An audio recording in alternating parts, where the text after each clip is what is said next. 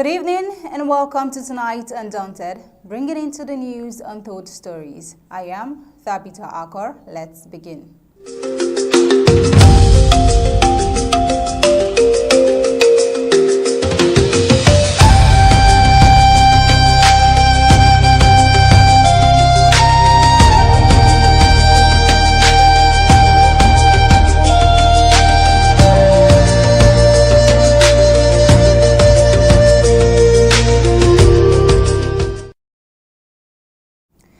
A quiet Tuesday morning in Bamenda took a heartbreaking turn when a resident stumbled upon the body of an unidentified woman abandoned by the roadside, wrapped in bedsheet. No one knew who she was. No one knew how she got there. By the time security forces arrived, another mystery had begun, one that has left a community searching for answers and a family somewhere perhaps still unaware that a loved one is gone. Now elsewhere, the streets of Kumba echoed with a different message, refusing to stay silent as drug abuse continues to threaten young lives. Members of the Catholic Women Association marched through the town, urging families, communities, and authorities to confront what they describe as a growing social crisis before it claims another generation. And as southern Cameroon's Amazonia continue to grapple with insecurity and the unresolved war, President Paul Biya's 30 days absence from the country is raising fresh questions about leadership, transparency, and communication. With little official information about his whereabouts or expected return, many are asking whether prolonged silence from the nation's highest office is deepening uncertainty at a critical moment. Now, let's head to the prime headlines.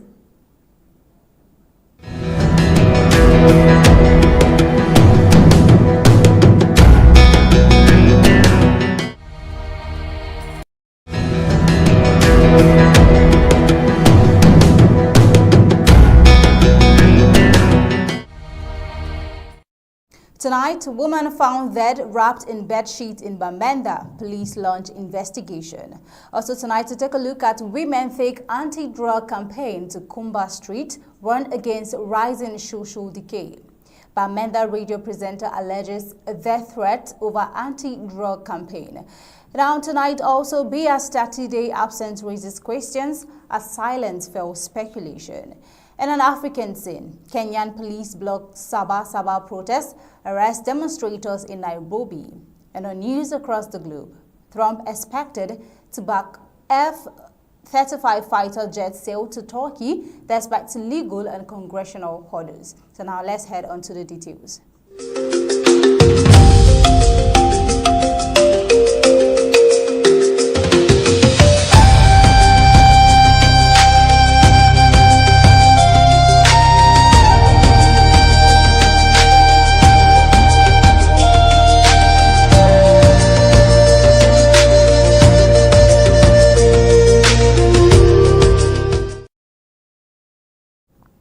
A resident of Mile 6 in Bamenda were greeted by a grim discovery on Tuesday morning after the body of an unidentified woman was found abandoned along Apostolic Street, triggering a police investigation into the circumstances surrounding her death.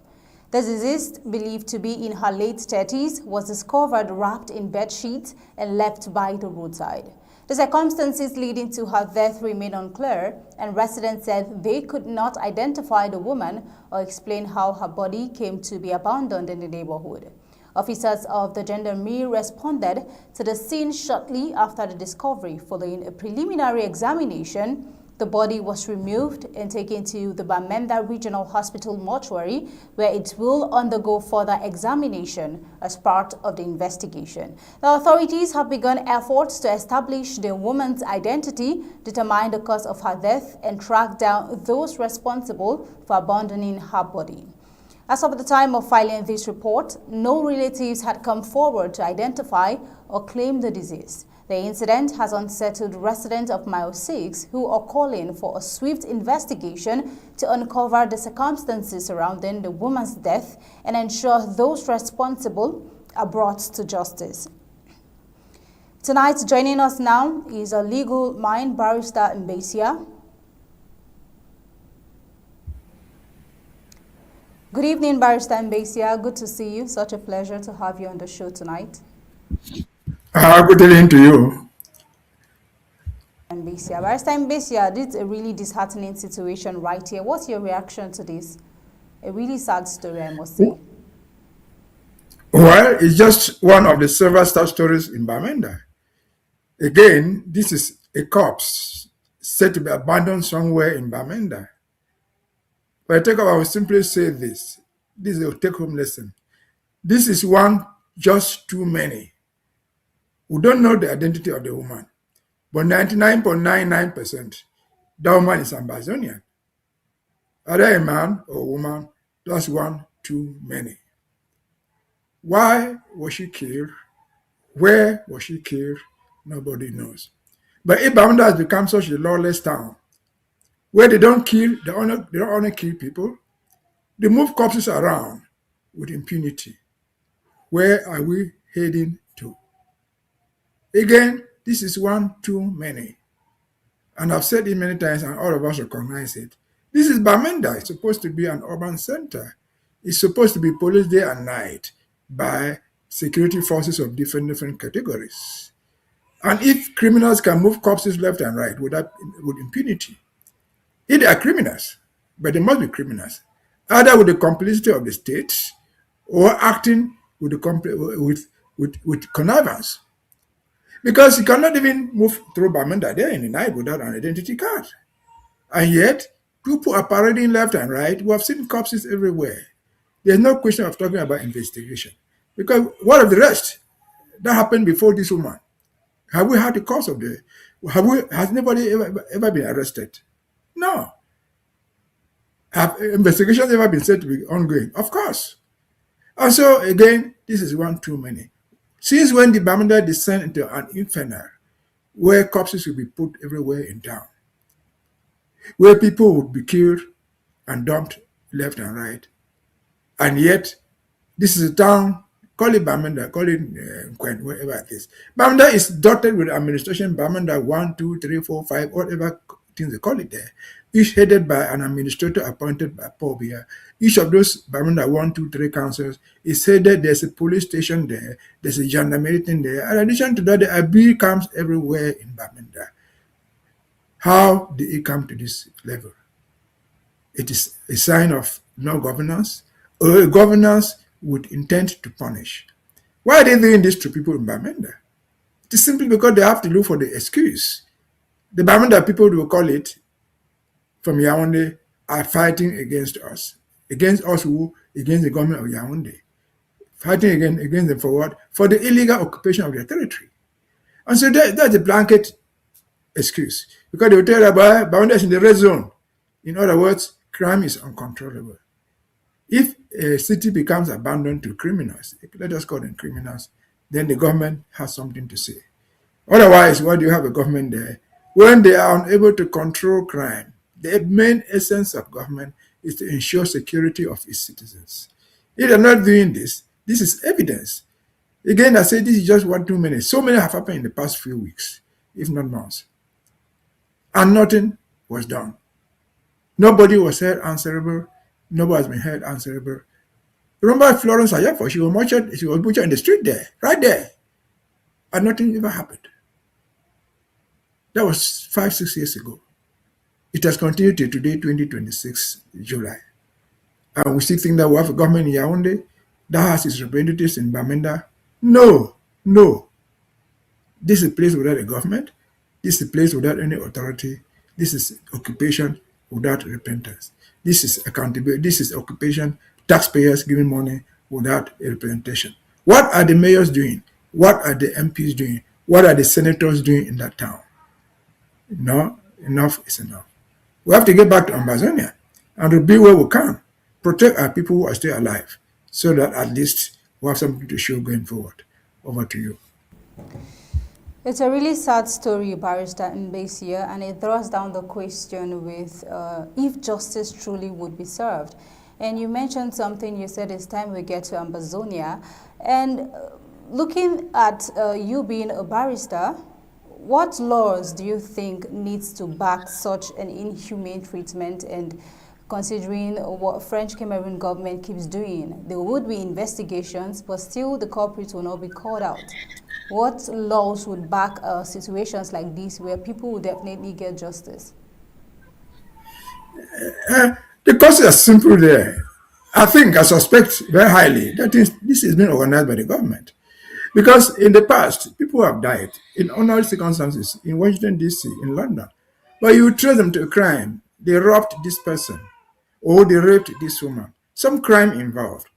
But just people being killed at random and thrown by the roadside is extraordinary, unusual. It is not acceptable. The crime that would be the only common thing I can tell you is lawlessness organized by the state. It's state-organized lawlessness. It's state-organized impunity.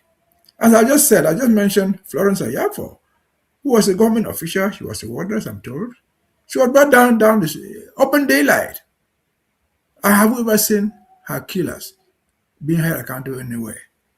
This is acknowledged. Government acknowledged it. What happened to them? The killers? Nothing. When Garibu, government acknowledged that they went there, organized people, they killed pregnant women and children. What was the punishment, if at all? 6 months jail, suspended sentence. This is a government institution rendering justice for the people. This is the cry is too big. The map is too big. The crime cannot be enumerated. It is, in summary, absence of government. Government by punishment. They are punishing these people. They are punishing Ambazonians, one. They are punishing Bamenda people, too. And so, like it or not, responsibility is theirs. If it is not theirs, let them hold the perpetrators accountable. If they don't do it, the finger points to them. Either deliberately or indirectly, failure or deliberate negligence or punishment being meted on the population. Again, for what? I suspect, for the simple reason that we are resisting their occupation. And so whoever passes by will be killed. Remember, just last weekend, there was a burial of Ndango, certain Ndango in upstation there. Ndango was what? He was assistant mayor. They adopted him. That's an official. 20 years, he has been there for 9 years, not trial. They chained him on the bed until he died. That's a mark of absence of government, absence of responsibility. Even if Ndango, for example, had committed any crime, should have been tried. He was not tried for 9 years. He was chained on his bed. He died. They buried him right there in upstation. They saw it. No excuse given, nothing said. And though, how much more do you expect them to give an excuse for a woman they claimed cannot be identified? But in every case, that woman is an Amazonian. It's just one too many, I've said. It should stop, and it must stop now. Over to you. The absence of government. I mean, the government is both absent physically and also institutionally. Now, let's move ahead, Barrister Mbeshia. The streets of Kumba came alive on Tuesday as members of the Catholic Women Association of Sacred Heart Cathedral, Fiango, staged a public awareness march against drug abuse, calling for urgent action to address what they describe as a growing threat to the moral fabric of society. Carrying placards and delivering messages of hope and responsibility, the women moved through major streets of the town, urging young people and families to reject substance abuse and embrace positive values. The campaign also highlighted concerns over indecent dressing and other social vices that, according to the association, are contributing to rising moral decline within the communities. Let's take a look. Okay, we, Nakali Women Association, Mystical Road Zone, we come up with Sacred Heart Fiango Kumba. So we don't see the society is really spoiled because of too much ill, drugs. We pretend they don't take drugs, we say they don't turn a nothing thing. Now for one this a whole of my handful, when we don't meet up them, when they smoke and they see they wrong, they know it's a bad thing. So now we don't think we come out this morning, CWA, Mystical Road Gold. We come, somehow we talk, more move one round. For make the society not say enough fine, not picking they not the smoke, tramadol, banga, caillou, cocaine and so on. Get picking they come up for household, we test them. They wear collar without pants. The way they are dressing to that bra, not correct. They're not fine for society. Now we come out this morning, so The awareness campaign forms part of the association's efforts to encourage behavioral change and promote healthier, value-driven lifestyles, particularly among young people who are increasingly vulnerable to drug addiction and peer pressure. Members of the association stress that tackling drug abuse requires the collective involvement of parents, religious institutions, schools, community leaders, and government authorities. They called for sustained public education and stronger community engagement to prevent substance abuse before it takes root. The initiative adds to growing community-led efforts across southern Cameroon's Amazonia to combat drug abuse, as faith-based organizations continue to play an active role in promoting social responsibility and protecting the well-being of young people. Barrister Mbeshia, you could feel the pain in their voice and the concerns they are raising. There has been a growing protest from women to traditionalists against the rise of drug abuse among young people in Amazonia. And on the show, we've reportedly brought similar stories, especially of protests in Mamfe, in Kumba, in Bamenda, and many others. What do you think is probably the reason young people are still very vulnerable to substance abuse? We could draw inspiration from peer pressure, but I believe there are certain other reasons which maybe the government are not working towards. What's your thought on that, Barrister Mbeshia? Well, we know that the poor women, see, that's the cry of desperate mothers. Because all of us, old or young, small or big, who are products of mothers, women. And every single mother in the world that I know wishes the best for her children. And so when they go out and become drug dealers, they must cry for it. But the important thing is, the most important is, that is the Sacred Heart Parish of Fiango Kumba. They call it. The Sacred Heart Parish of Fiango Kumba. Kumba is in the middle of town. The Sacred Heart Parish is also the parish that is in the cathedral parish. The cathedral is in Fiango Kumba. It's in the middle of the city.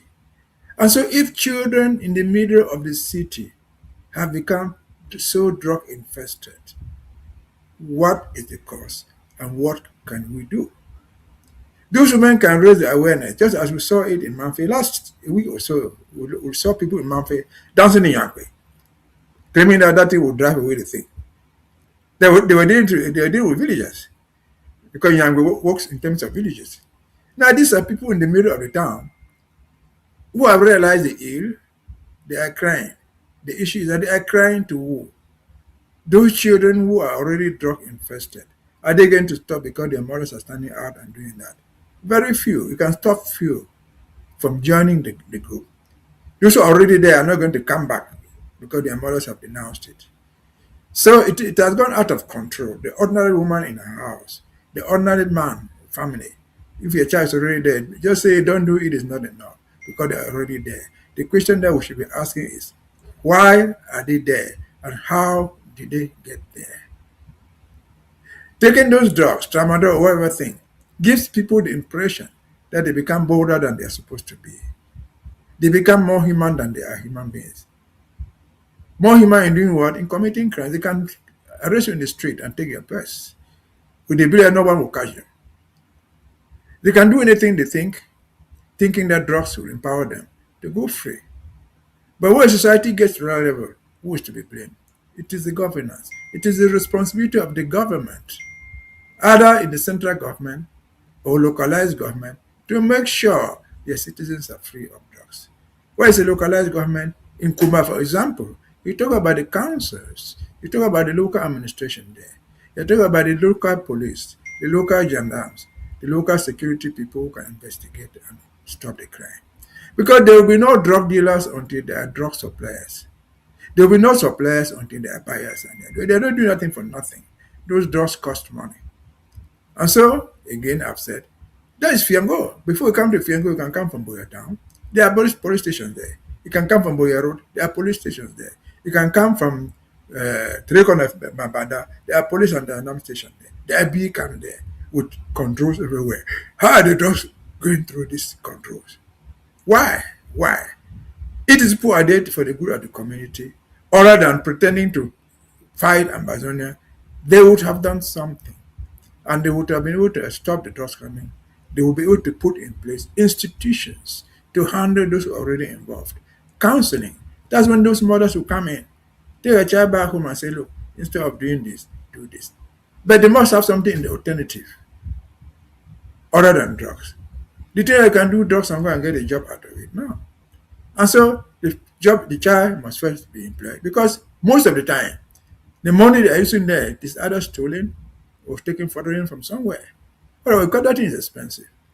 How will you in a town like Kumba spend your 5,000 francs going to buy marijuana, which you could have used in doing something else?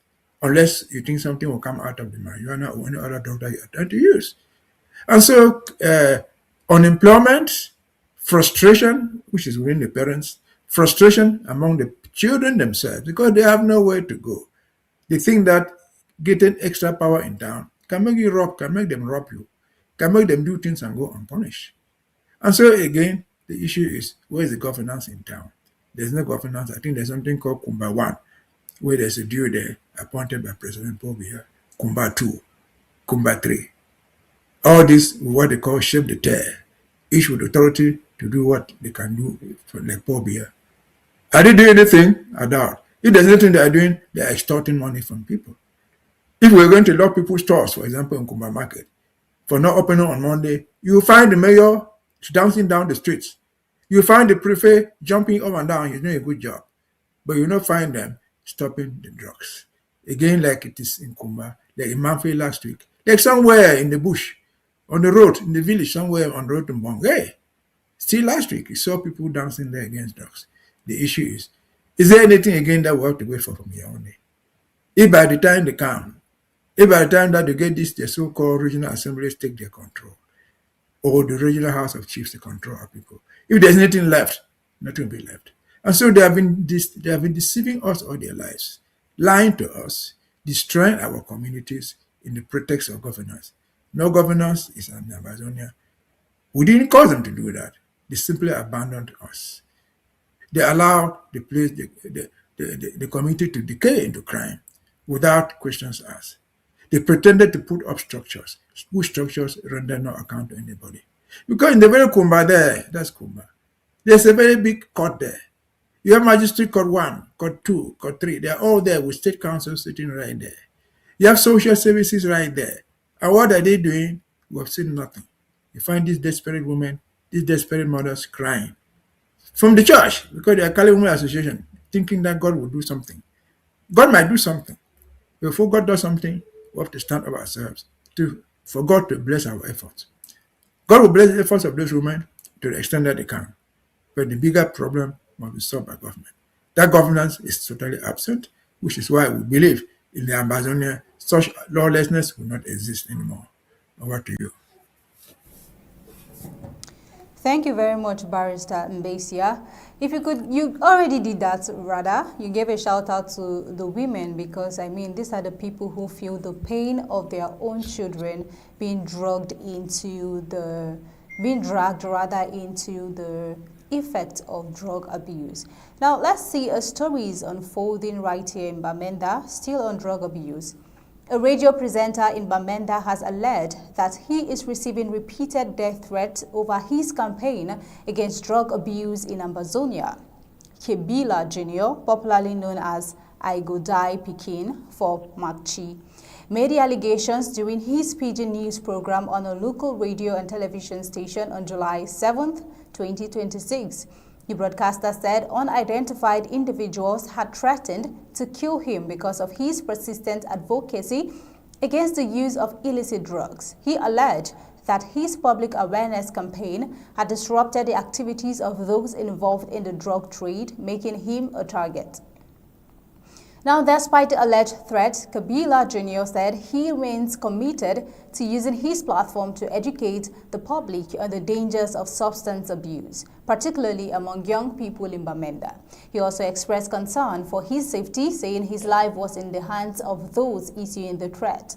In recent months, the presenter has consistently used his broadcast to raise awareness about the harmful effects of drug abuse and to encourage young people to avoid illicit substances. Now, the allegations come as concern continues to grow over rising drug abuse among youth in parts of Amazonia. Community leaders, civil society groups, and public health advocates have repeatedly called for stronger preventive measures, tougher enforcement against drug trafficking, and increased public awareness to address the problem. Authorities had not publicly commented on the allegations at the time of filing this report. Barrister Mbeshia. This is a deeply concerning situation. A radio presenter in Bamenda says he has received a death threat because of his campaign against drug abuse. Now, what does this incident reveal about the scale of the drug problem in Amazonia as it stands? And if you could even maybe make more investigations further, it might be you threatening him. What does this read about those who are speaking out against drug abuse, especially our mothers at this time, Barrister Mbeshia? The truth is that the drug industry is a very big business. They are very, very powerful. One, they have a lot of money because the drugs I've said earlier are very expensive. And so it's a very big industry. And they operate in principle illegally. But they cannot operate successfully in any community, not just Amazonia. They cannot operate that way without the complicity of the administration privately. They are covered, protected. And so if they were not protected, that guy says he's being threatened with messages. Messages are coming to him from phone numbers. Those phone numbers are traceable if the government wants to fight it back. They can take that phone number, this is the number that call and threaten me. And within hours, either MTN, Orange, or wherever it is, they will trace the owner of that phone, the phone number. They can trace where the call was made or the message was sent. They can trace the spot. It is possible. But not for you and me, not for that guy alone. The government has those instruments to fight this bad thing. But they are not doing it because they are implicitly involved. Either the people who are doing it are the agents or they are benefiting from the same illegal money gotten from the drugs. And so, what do you expect that poor boy to do? It is his right. I will commend him for raising the awareness. But he cannot protect himself. It's a risk. People are threatening him and they will kill him unless he's protected. Who is going to protect him? The administration is not prepared to protect him. Who will protect him? His own protection is personal. And people who sympathize with the cause will do everything to protect him. Again, I've said the drug industry is become so powerful, it is within the control of the state. The state is implicitly involved. I've seen on social media, on radio, in Cameroon, they will catch a big truck, 40-ton, 20-ton truck, carrying marijuana from Bafoussam. It looks like Bafoussam, or the west there is the industry where they plant it, shipping it to Douala. And then you ask, how could this 20-ton vehicle be carrying all this stuff and passing all the controls on the road without arrests? Once a while, they will do that to show they are fighting, and that's the end of it. The next day will continue. These farms where these things are grown are traceable.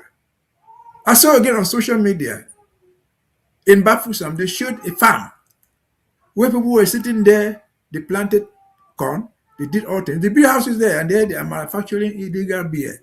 And the government said, "We came at the escape." But that is somebody's farm. It is behind somebody's backyard. Nobody is being punished. The farm owner, the property owner is not being punished. Why? Because they let it go. Because it's a very big industry. They fetch money. If there's anything good in Cameroon, people in Cameroon, government officials alike, they will die for money. They will go to work in the day wearing their uniforms. In the very night, they wear the same uniforms. They go and rob people of money. They go and rob people of their property. They go and illegally arrest you and get money from you. This is all within government control. I've seen people, registration. People come to Douala with their stuff. They clear it at the airport, at the port in Douala. You come with the container. You pay all the money that you are supposed to pay. You take a container, you're driving to wherever you come from, let me say Bafusam, or let me say you're going to Boya or to Chico. The very customs that have declared that thing to you, they follow you behind. They tell their friends sitting in Banga to catch you. The same customs. These are government officials in uniform. I extort more money from you, in spite of the fact you have paid all your custom dues at the airport, at the seaport. This is criminality legalized by the state.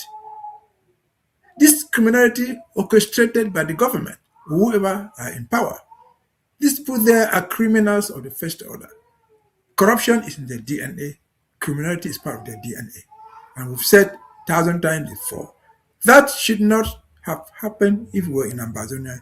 It will not happen in Amazonia going forward. That doctrine will be fought with all the forces that we have. We will stop it. We will not just stop the drugs.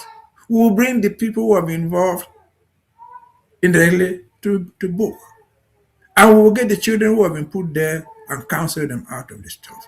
We will make services available to detoxify them from that nonsense. Amazonia will do that. I can promise you 100%. But until we get to Amazonia, we are weeping over spilled milk. Over you.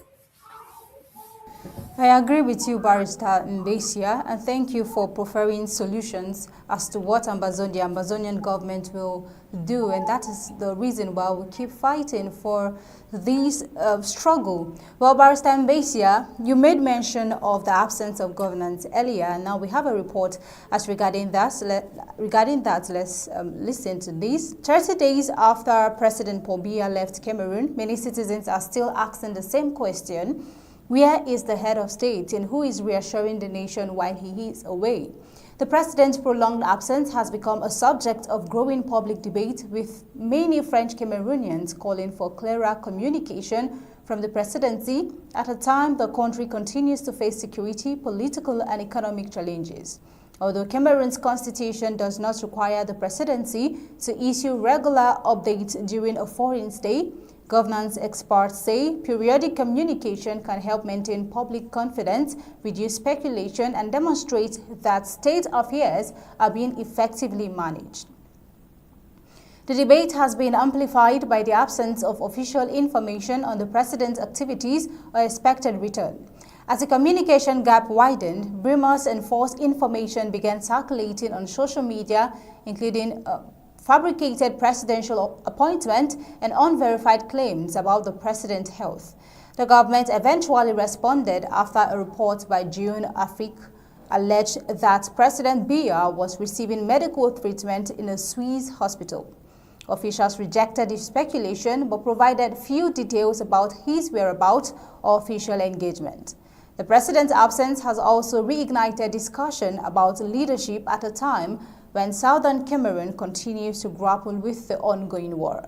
Nearly a decade into the war, fighting continues. Communities remain displaced, and calls for an inclusive political dialogue have yet to produce a lasting political settlement. Now, for many observers, the issue extends beyond the president's travel. They argue that in periods of prolonged absence, regular communication from the country's highest office is essential to reassure citizens, counter misinformation, and reinforce confidence in public institutions. As questions continue to mount, the focus for many Cameroonians is no longer only where the president is, but whether greater transparency could be created by the prolonged silence. Barrister Mbeshia, the other day, his daughter, Brenda Biya, came out with the claims that her father is dying. And today, we just listened to this, Barrister Mbeshia, and you spoke about the absence of government, and not just institutionally, even physically, and a government that seems not to be very aware or knowledgeable about the affairs of what is going in the home country. What do you have to say, Barrister Mbeshia? What's your reaction? You see, the problem is that we make news out of no news. Brenda Biya saying my father is dying. What is the news in a 94, 95-year-old man dying? A 94, 95-year-old man must die. There's no news there, except in Cameroon. I'm back to Paul Biya's absence. What I know, not just in Cameroon, but around the world, the job of a president is a stressful job. It's a job that you take anywhere in the world, in America, in China. You take it for a time fixed. You're elected president for 4 years, or for 5 years, or for 7 years, like the case of Cameroon. That's a time fixed. There's no provision in the Constitution of constitutional presidencies where during the 5 years, the term that you get elected, you take leave. It's a continuous job for that term that you are elected into. 4 years, 5 years, like 4 years like the United States, 5 years in Senegal, 7 years in Cameroon, and so on and so forth. You take that job, time fixed. There is no provision for you to take leave. But if you fall ill, because getting ill is normal. If you fall ill, you go away. There's constitutional provision. When the president is not there, somebody would step in until he gets well. But this is absent in Cameroon. Cameroon is the only constitutional presidency that I know in my own history, that I've read, where the president moves out with the presidency publicly, not hiding. When Paul Biya moves out to an unknown destination, we see him at the airport. Not just Paul Biya going. He's moving with his staff, the director of civil cabinet, the presidential guards, and so on. Those are official functions that go with the presidency. He moves to the unknown with these offices. What do they carry in their suitcases? They carry state insignia, the stamps. And they go abroad to nowhere. Officially, we don't know where they went to. It is not us inventing. The students who are going to Europe. Europe is not a country. Europe is not a town. For how long? They gave no excuse. That's from their own mouth. And so, again, I've said before, Cameroon has the government they deserve. That should not happen anywhere, even in a dictatorship. When the president of North Korea, who was supposed to be a dictator, if he was going to visit China, if he was coming to Cameroon for a visit, he would say, I'm going for an official visit to Cameroon for 2 days, for 3 days. They know that he is in Cameroon for 2, 3, 4 days. They expect him back. The president of North Korea, a dictator of the first class, cannot say, I'm just going to the world. How long? He tells nobody. But he moves with his presidential staff. What a joke. What kind of country is that? I saw somewhere on the social media debate, one of my colleague, Agwambala, saying that, well, there's no place in the constitution that the president cannot move out for 30, 40 days. Of course, it's not there. How could they even contemplate that the president will be moving out for 30, 40 days? Unquestioned. I mean, this is total madness. And they expect us to be part of this system. No. All of us can be, I will not be part of it. As I've said, a presidential governance anywhere in the world is a governance on time fixed. You are elected or you are appointed. In the case of Paul Biya, he chose to be president. Whether elected or not, he got sworn in as president for a time fixed 7 years. And the 7 years, you are supposed to sit there and do the job. You are not supposed to transfer your presidential powers to somebody else. Neither are you supposed to move it to the Cameroon embassy in London, to the Cameroon embassy in Paris. No. You sit there. You are not allowed. Legally, you are not allowed. It's not allowed for you to carry presidential insignia in your suitcase and go to your sick bed if you are sick there. No. You live there because while the president is sick, the institutions are moving. If you're in the hospital, practically speaking, anybody in the hospital can no longer do the work he's supposed to do. But the institutions move. Somebody will sitting there signing those things. And the country moves on. The country is not going to die with the president. The country is not going to go to the hospital with the president. And so this is madness. If these people are our neighbors of Cameroon, if they have anything to value in their lives other than fighting Amazonia, these are the illegalities they should put an end to. This buffoonery. You elect a president, he takes off time, he goes with his presidential staff, and they go and rent a hotel. We hear he's in a hospital, secured there in Switzerland by the presidential bodyguards of Cameroon in a foreign land. Where is money coming from? It is our money. When I say our money, I mean money from Sonora. I mean money from Amazonia. That's where they have the unlimited sources of money they can take. And we are here talking about this.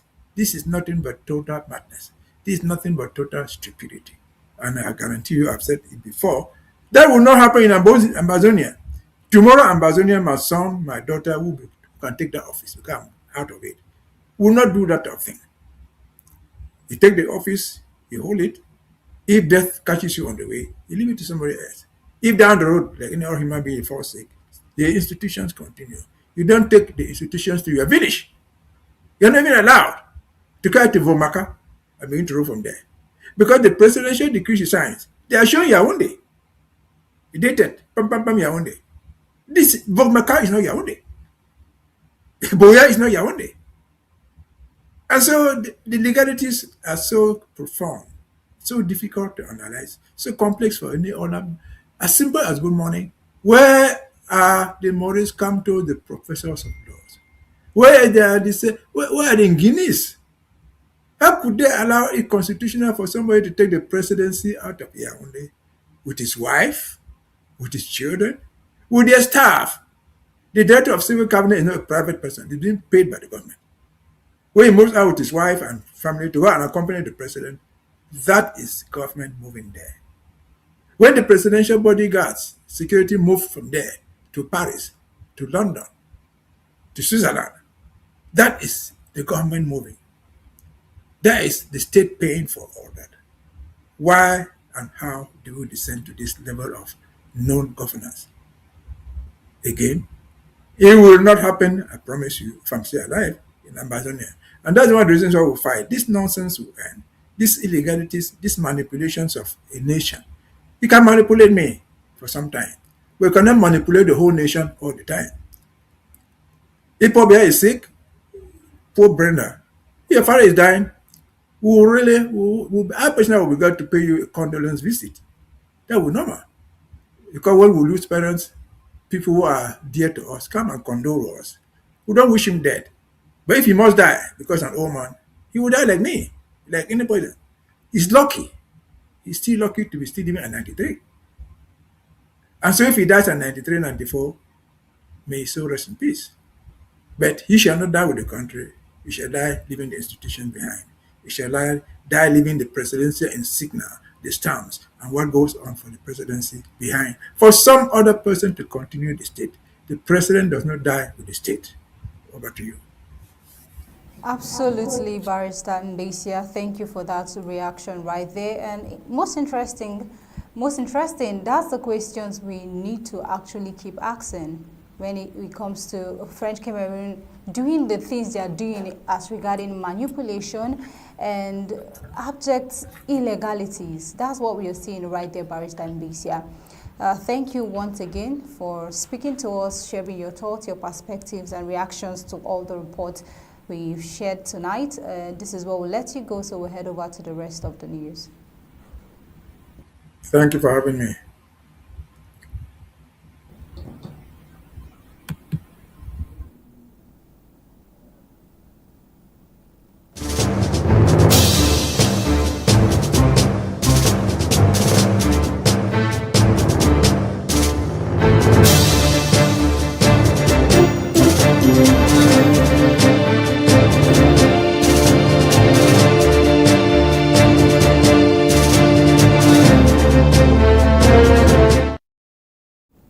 Kenyan police blocked a planned Sabasaba Day protest in Nairobi on Tuesday, arresting demonstrators and sealing off parts of the capital in the latest crackdown on anti-government dissent. Security forces mounted checkpoints across key roads leading into the city center and deployed plainclothes officers alongside unmarked vehicles to prevent protesters from gathering.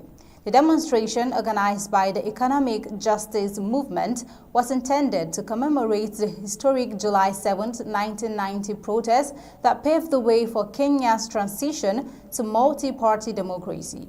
Police said organizers had not formally notified authorities of the march and declared any planned procession unlawful.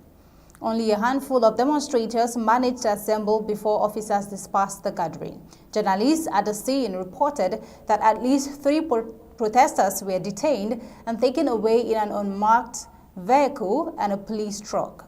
Saba Saba, meaning 7-7 in Swahili, has long been associated with Kenya's pro-democracy movement. In recent years, the anniversary has also become a platform for protest against corruption, rising living costs, unemployment, and alleged police brutality under President William Ruto's administration. The government has adopted a tougher security approach since widespread anti-government protests erupted in 2024 with repeated demonstrations met by heavy police deployment. The Economic Justice Movement said this year's march aimed to draw attention to alleged extrajudicial killings, enforced disappearances, arbitrary arrest, and police brutality, while also highlighting worsening economic conditions and limited opportunities for young people. Low turnout at Tuesday's protest reflected not only the extensive security presence, but also growing public fear following previous violent crackdowns. Now, according to Kenya's Police Oversight Authority, at least 127 people were killed during protest periods in June and July across 2024 and 2025. The government's response to dissent has also drawn criticism over press freedom. President William Ruto recently criticized the Standard newspaper over its reporting on his administration. On Monday, the New York-based Committee to Protect Journalists called for an investigation after a senior, the Standard journalist, reportedly survived an attempted abduction by armed men 3 days after the president's remarks.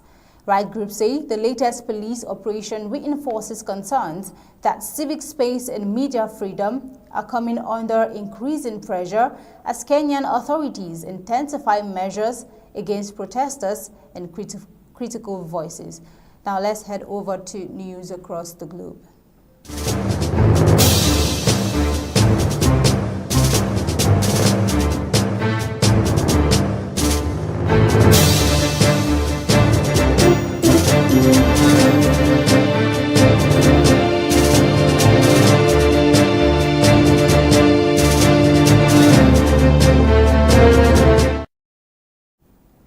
U.S. President Donald Trump is expected to support a potential sale of F-35 fighter jets to Turkey during his visit to Ankara for the NATO summit. According to two sources familiar with the discussions, despite existing legal restrictions and expected oppositions in Congress, if approved, the move would mark the most significant step yet by the Trump administration to strengthen defense ties with Turkey under President Recep Tayyip Erdogan. Relations between Washington and Ankara have improved since Trump's return to office, although long-standing dispute over Turkey's purchase of the Russian S-400 air defense system continue to complicate military cooperation. Turkey was removed from the U.S.-led F-35 fighter program in 2020 after acquiring the Russian-made S-400 system. The United States also imposed sanctions on a major Turkish defense agency, arguing that operating both systems could compromise the security of the advanced stealth aircraft. Now, U.S. law currently bars the transfer of F-35 jets to Turkey, while the country retains the S-400 system. Congress previously enacted legislation preventing such sales, citing national security concerns. Officials familiar with the matter said one proposal under consideration involves relocating the S-400 system to a third country, a move that could help address U.S. legal requirements. However, no agreement has been reached, and it remains uncertain whether Russia would approve such an arrangement because of end-user restrictions attached to its weapons exports. Now, the possible sale was first reported by the New York Times. Neither the White House nor Turkey's foreign ministry immediately commented on the report, while the U.S. Embassy in Ankara also declined immediate comment. Speaking to reporters last month, Trump suggested he was considering measures that would improve relations with Turkey, while Vice President J.D. Vance confirmed that the administration was reviewing whether Ankara had met the legal conditions required to resume participation in the F-35 program. Let's take a look. Decision we're going to make. We have a very good relationship. I would think that many people, I can tell you, many people, including the people sitting right here, thinks, why wouldn't we do that? So something certainly we would consider. It's a great plane. It's the best currently the best plane by far. We're going to be taking the sanctions off. Okay? I don't want him to waste his time answering that question because we're working very closely with Turkish Foreign Minister Hakan Fidan recently said both Erdogan and Trump are committed to resolving the U.S. sanctions imposed on Turkey, although he did not indicate when any agreement might be reached. Despite the warming ties, the proposal is expected to face resistance both within the United States and among regional allies. Now, Israeli Prime Minister Benjamin Netanyahu, in an interview with Fox News, publicly opposed any sale of F-35 aircraft and fighter jet engines to Turkey, arguing that such a transfer could alter the military balance in the Middle East. Let's watch. The other thing I'd like to say, because we're on the verge of the president's going to Turkey, look, Turkey is a great country, but it's governed by a man who calls openly for the annihilation of Israel. He occupies half of Cyprus, a NATO country. He's threatening Greece, another NATO country. And he talks openly about conquering Jerusalem. His foreign minister, his number two, said that the Jewish state hasn't a place among humanity. Basically, it has to be wiped out. His interior minister, said he looks forward to be the governor of Jerusalem. Well, for a regime infected by the Muslim Brotherhood, an extreme movement that hates America and chants death to America from that side of the spectrum, I don't think they should be given F-35s or the engines for their fighter jets, because that'll upset the power balance in the Middle East, which is ultimately guaranteed by Israeli air superiority and also by, I think, by America's posture in the Middle East. The discussions come weeks after the Trump administration formally notified Congress of plans to sell more than $700 million worth of jet engines for Turkey's domestically developed Khan fighter aircraft. Although some lawmakers objected to the deal, the administration proceeded with the proposed sale. Now, with that, we've come to the end of Undaunted, bringing into the news untold stories. But before we go, a recap of the prime headlines on Undaunted tonight.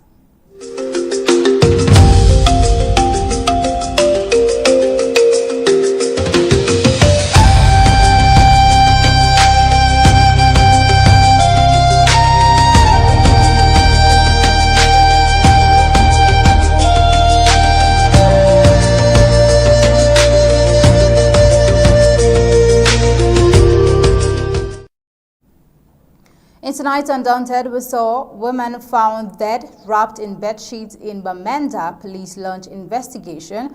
Also tonight, women take anti-drug campaign to Kumba Street, one against rising social decay. And also, Bamenda radio presenter alleges death threat over anti-drug campaign. Biya's 30-day absence raises questions as silence fuels speculation. And on the African scene, Kenyan police block Sabah protest, arrest demonstrators in Nairobi. And in the rest of the news across the globe, Trump expected to back F-35 fighter jet sale to Turkey despite legal and congressional orders. And that is all on Undaunted tonight, bringing into the news untold stories. On behalf of the entire Undaunted newsroom, we say thank you for joining. We leave you with ABC Amba TV images. Good night and God bless you.